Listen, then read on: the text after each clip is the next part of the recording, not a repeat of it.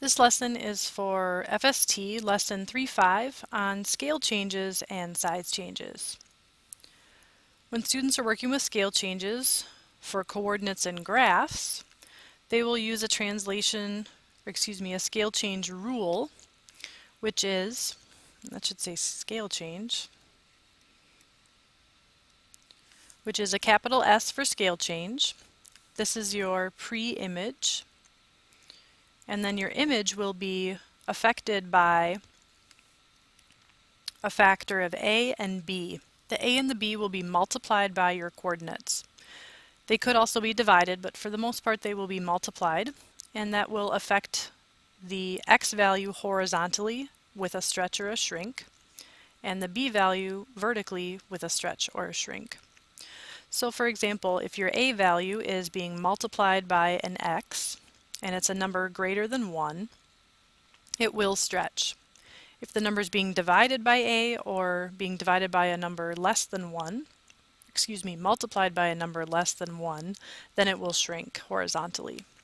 Similarly then for the b value, if you're multiplying by a number greater than 1, it will stretch. If you're multiplying by a number smaller than 1, it will shrink.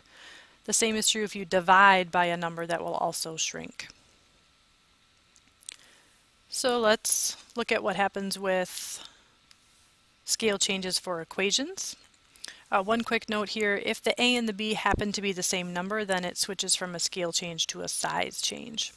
So if it's 2 and 2, since the vertical and horizontal stretches are the same, we would call it a size change instead. So that's just a vocab piece that I wanted to mention. Scale changes for equations. When you're applying the rule with the a and the b to a function, you will do the opposite, or technically you will be doing the inverse operation.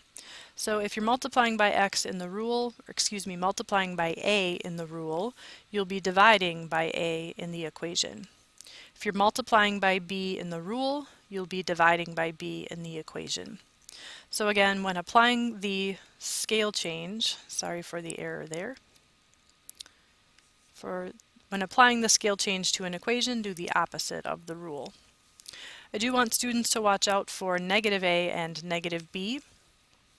If the a or the b value is negative, that does not affect if it's a stretch or a shrink. It simply flips the graph over. And it'll flip it over either the y-axis or the x-axis depending upon which one you have. Students won't see any examples of those in the video or in the lesson. They may see some of those in the homework, however. We're going to do a couple examples just to illustrate how to handle the rules and the equations. So we have our parent function here of the absolute value, and we're trying to find the rule that maps it onto the new image equation. In the equation we're dividing by 6, so in the scale change rule for x we're going to multiply by 6. The rule and the equation always need to be opposite. There is no y value that's being modified in any way, so the y value stays the same. The second example has the rule listed a little bit different format. They use words here instead of symbols. So they're saying that it maps the pre-image onto this, which would be similar to what we have up here. They just do it with words instead of with the colon. So in the rule here we've got x divided by 2, so when we apply it to our parent function we know we're going to be multiplying. So our equation is now going to be 2 times x instead of the divide, which is what we have in the rule, and then we are squaring, so we need to put the square in. The y value in the rule is being multiplied by 6, so in the equation we want to make sure to divide. So that's a perfectly good answer there. Know that there are other options here for how to simplify this equation. Many times we want the y value to be simplified or to be listed alone, so we would multiply both sides by 6 to clear that out. So another option here would be to make it look like that. Multiply by 6 and the 2x squared is still sitting there. Know that it's also sometimes feasible to simplify with the parentheses here and get rid of the parentheses by doing 2x times itself. So another correct option is to say 4x squared. Notice the square is now on the inside of the parentheses because we did 2x times itself. You could also keep going here and get a 24x squared. The problem there would be now it would be difficult to figure out if you're going which way horizontally or vertically. So it's better here to leave it as two separate pieces so that the 6 could still be brought back over and we could easily identify which number goes with the horizontal scale change and which one goes with the vertical. But all three of those would be perfectly decent answers. Our last one that we're going to look at today is just a help for students as they try to figure out which way something is stretching. So I've got a picture here of horizontal stretching and vertical stretching.